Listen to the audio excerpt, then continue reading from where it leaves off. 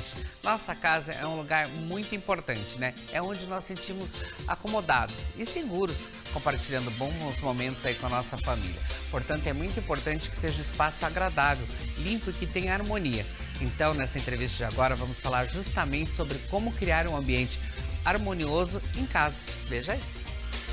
O bate-papo dessa tarde vai ser sobre como você pode criar um ambiente mais saudável, harmonioso e próspero também. É a nossa convidada especialista em Feng Shui, a Sandra Esbecel. Tudo bem, Sandra? Boa tarde. Olá, boa tarde a vocês aí de casa e que alegria, que honra estar aqui com vocês novamente. Ai, gente, e agora agradece. para compartilhar, né, de um assunto tão maravilhoso que é o Feng Shui. Inclusive, a Sandra sempre passa dicas de minhas apostas, enfim. Eu falei, Sandra, a gente precisa falar nesse tema, porque cada vez mais as pessoas estão buscando e querendo esse conhecimento também, né? Com certeza, com certeza. A gente sabe que agora está sendo mais difundido esse tema. As pessoas estão em busca dessa harmonização dos ambientes, porque a gente sabe, né, Núbia, que quando a gente harmoniza os ambientes da nossa casa, ou também os espaços comerciais, a gente sente isso, a gente sente essa energia, essa vibração também na nossa vida. Então, eu quero que você comente pra gente como, através do Feng Shui, é possível ter um ambiente harmonioso, saudável e próspero. Sim, muito bem. Para a gente poder ter esse ambiente harmonioso, saudável e próspero, a primeira coisa, Núbia, que eu gosto assim de falar para os clientes e para as pessoas, né, que buscam uma consultoria de Feng Shui, é sempre a organização. A organização, a ordem, né, você deixar sempre tudo muito limpo, organizado, isso é o primordial. Por quê? Porque não tem como a gente falar em harmonizar o ambiente ou fazer uma cura transcendental do Feng Shui sem antes a gente ter os ambientes limpos e organizados. Muitas vezes as pessoas guardam muitos objetos que não fazem sentido mais para a vida delas. Então, por que não olhar para isso? Olhar para aquilo que realmente hoje, no atual momento da sua vida, faz sentido.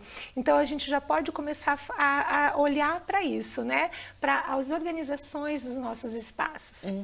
E, Sandra, passando agora para alguns espaços específicos para a gente passar essas dicas, Sim. sobre o quarto, como que as pessoas podem criar esse momento, esse ambiente mais harmonioso, saudável, próspero? Porque geralmente a gente pensa assim, quarto é descanso, mas para muitas pessoas é de estudo, de trabalho também, né? Certo, vamos falar sobre os quartos então, que eu gosto muito de compartilhar sobre isso. O nosso quarto é um ambiente sagrado, Núbia, então nós precisamos deixar ele também o quanto mais organizado possível. Mas quando a gente fala de quarto, por exemplo, de casal, a gente precisa trazer muito do conhecimento do Feng Shui no aspecto, por exemplo, para que esse quarto ele está servindo, né? Então a gente precisa ter um quarto que seja harmonioso para o casal.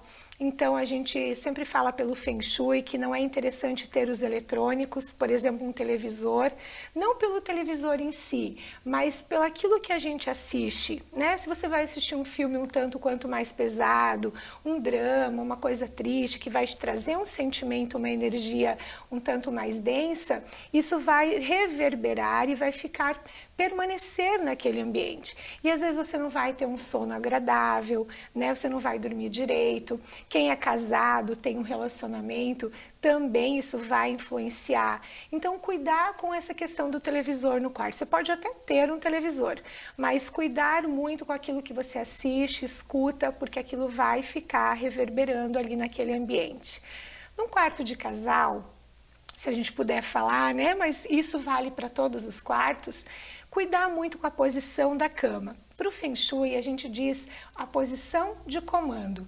Então, quando nós estamos deitados na nossa cama, seja uma cama de casal, de solteiro ou até de criança, de bebês, que essa cama, esse berço, né, essa cama de casal, esteja posicionada de uma forma que eu, olhando para a porta de entrada, eu enxergue quem adentra aquele espaço. Isso é a posição de comando. Então, a gente fala da posição de comando da cama, no nosso quarto, do sofá, na nossa sala de estar, né, e também do fogão. Então, nesses três aspectos, nesses três ambientes, a gente fala muito sobre a posição de comando.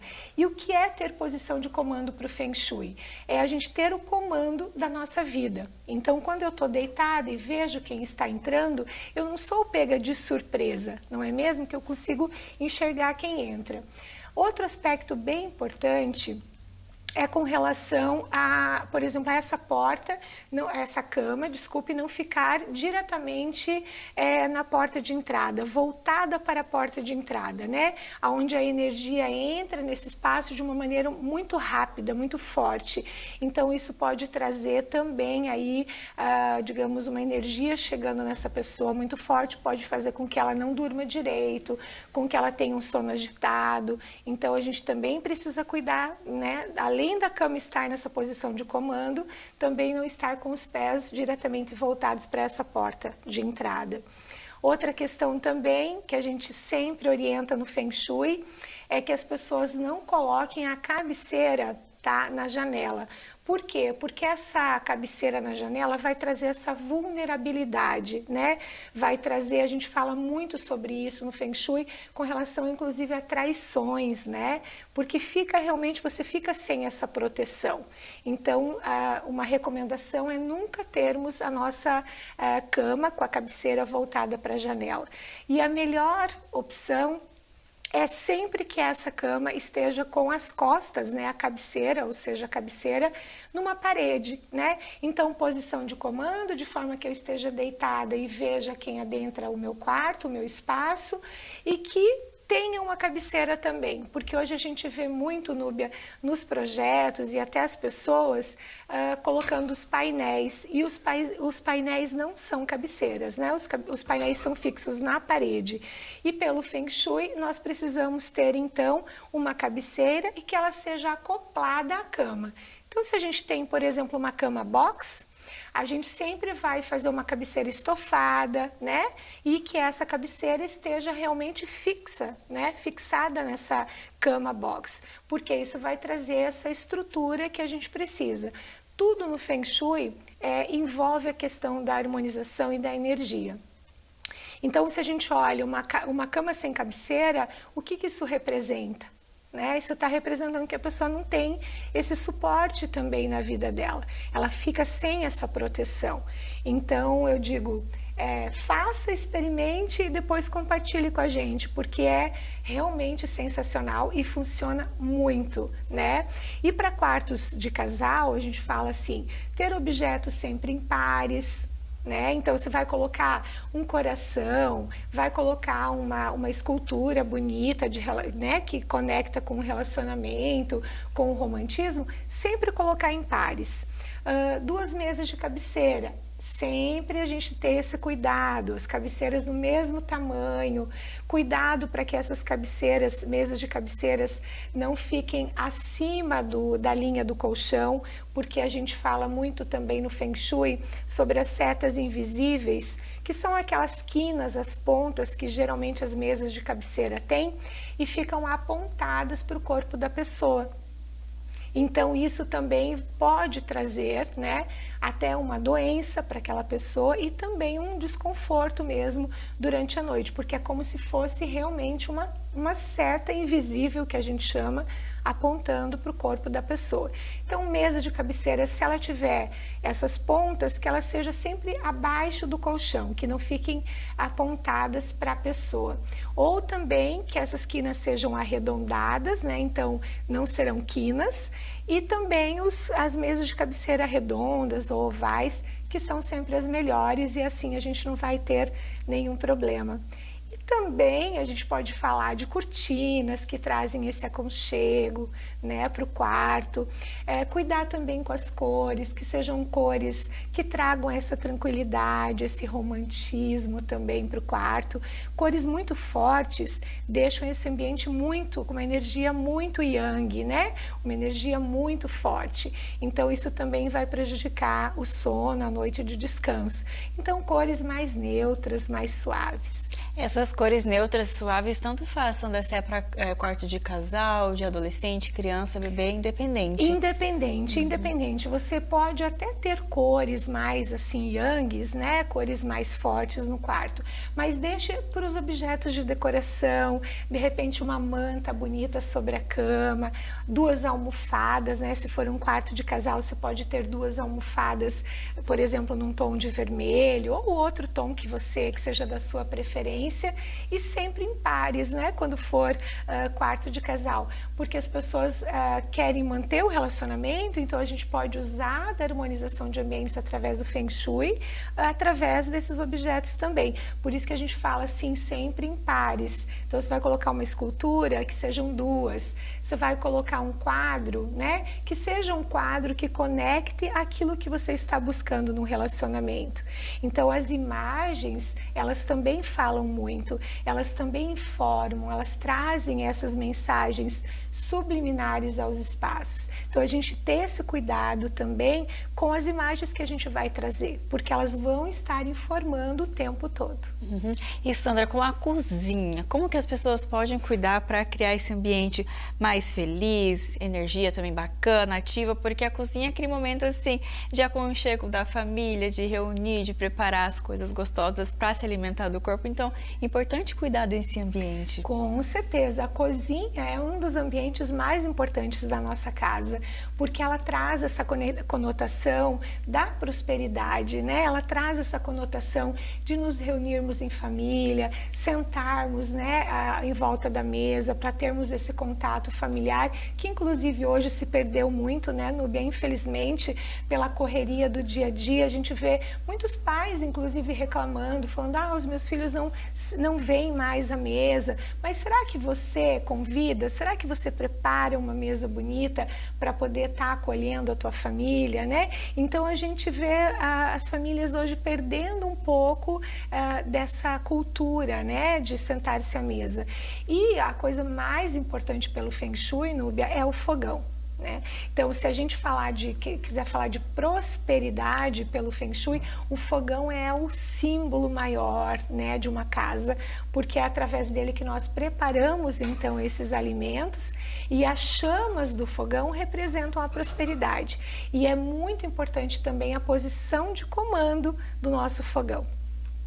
Então, quando a gente fala de fogão, a gente vê muito assim nos projetos também, às vezes, o fogão é voltado para uma parede de costas para quem entra pela entrada principal da casa. E o fogão, assim como a cama e o sofá, como eu falei no início, sempre nós precisamos enxergar quem entra no espaço, sempre considerando a porta principal da nossa casa. Então, eu estou cozinhando e eu enxergo quem está entrando pela minha porta principal. Sandra, mas e aí, como é que eu faço agora na minha casa? O meu fogão não está na posição de comando. Então eu já vou compartilhar uma dica de Feng Shui para vocês. Bom também, Sandra. E a dica que eu dou hoje com relação ao fogão, para que você possa colocá-lo na posição de comando, caso ele não esteja, é colocar um espelho na parede bem em frente ao fogão. Dessa maneira, o espelho vai servir como um retrovisor. E assim, quando você estiver cozinhando, você vai, né, conseguir enxergar quem está adentrando pela sua porta principal. Né? A porta principal é a porta onde você recebe os seus convidados, onde você entra no seu dia a dia. É aquela porta mais bonita que você tem, né? Aquela que você realmente vai adentrar e deve adentrar todos os dias. E esse espelho, a gente sempre fala que não pode cortar a imagem da pessoa, né? Dividir a imagem da pessoa. Então, se você tem, por exemplo, fogão e tem um armário sobre o fogão, ou tem uma coifa, por exemplo, você vai, se você colocar um espelho, você vai ter a tua imagem recortada. Então, isso também aí acaba não sendo bom de acordo com o Feng Shui. Então, você só vai colocar o espelho se você cozinhando, quando você se coloca em frente ao fogão, você consegue se ver completamente, né? Digamos, vendo a imagem, né? Digamos, daqui da onde você está cozinhando, da cintura para cima, que ele não recorte a sua cabeça ou não recorte parte da sua cabeça, que você consiga realmente se espelhar. Porque os espelhos, eles são muito bons, inclusive a gente usa muito no Feng Shui para fazer muitas curas transcendentais, mas a gente sempre precisa ter o cuidado com os espelhos para que eles não tenham recortes, não recortem a imagem das pessoas também. E Sandra, passando agora para a sala de estar, ou aquela também sala que muitas pessoas têm de entrada também, para a gente falar desses dois ambientes, como que tem que ser os cuidados para também deixar esse ambiente próspero, feliz, harmonioso? Sim, sim.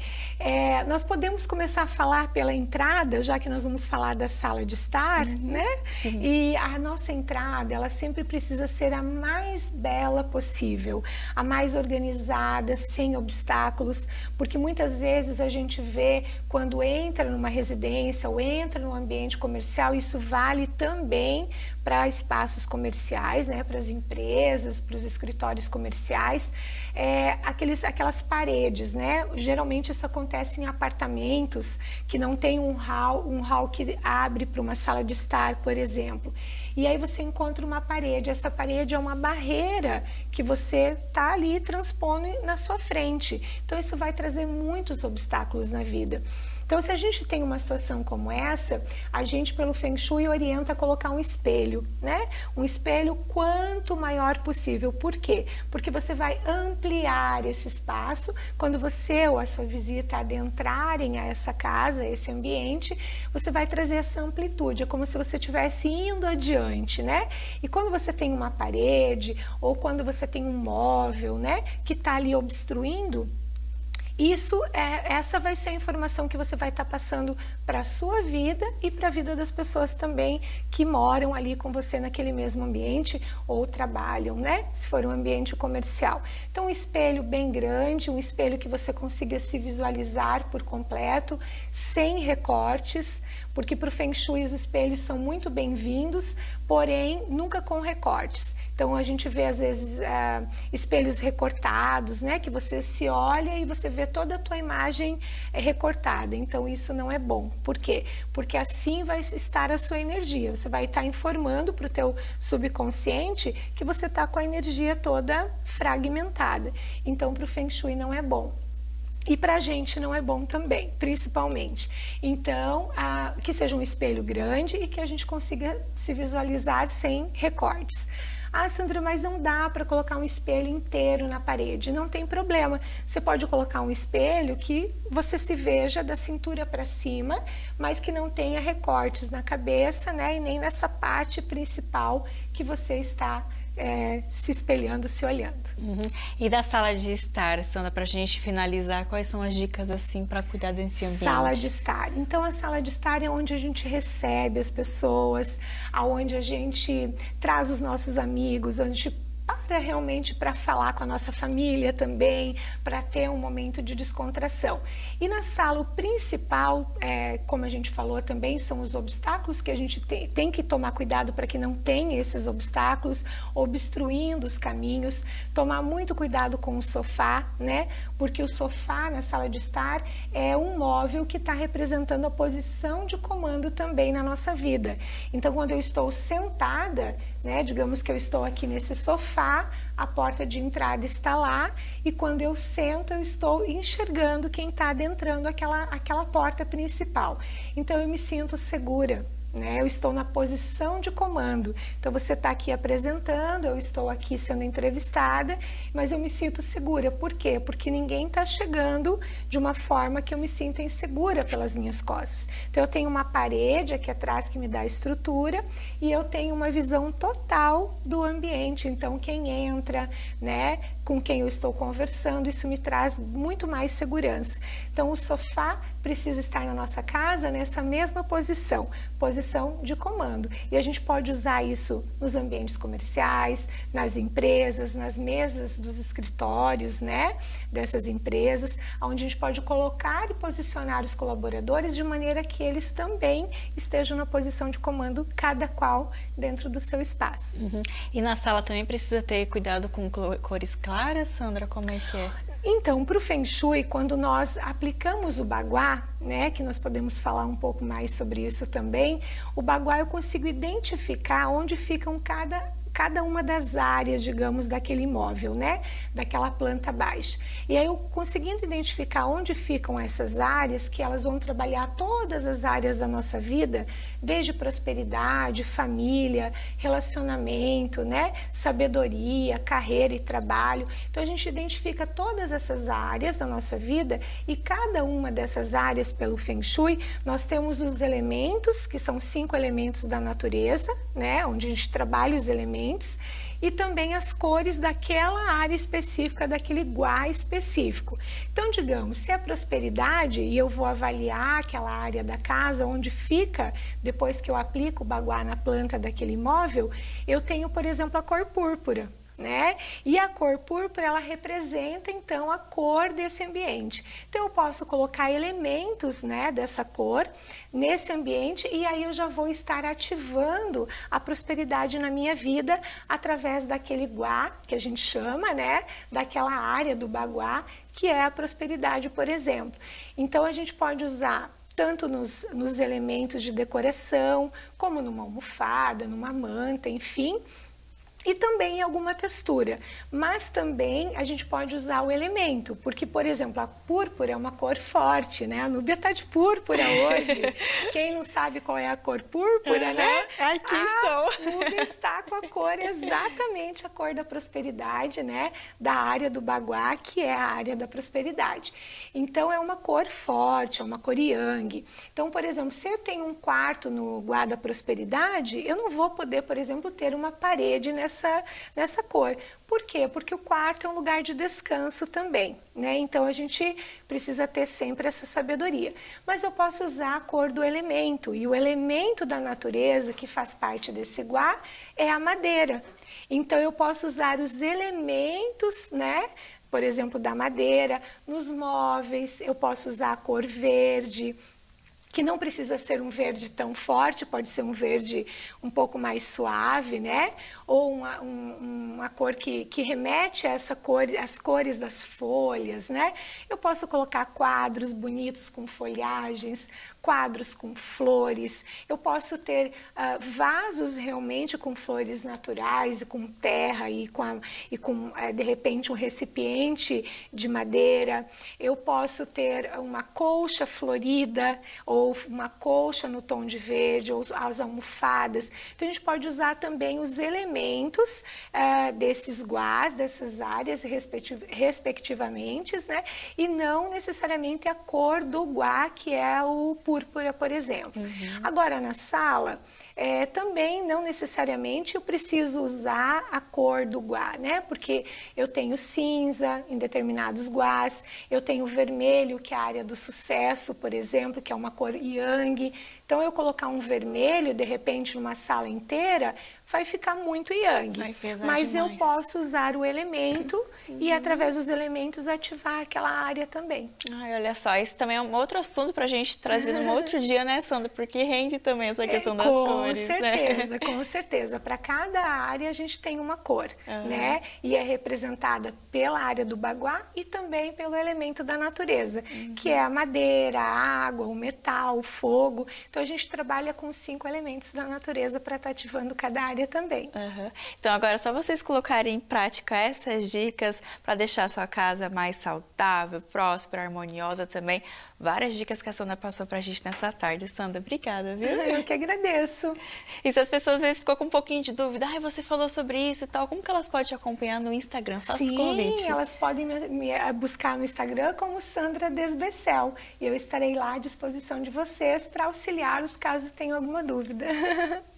Sandra, obrigada por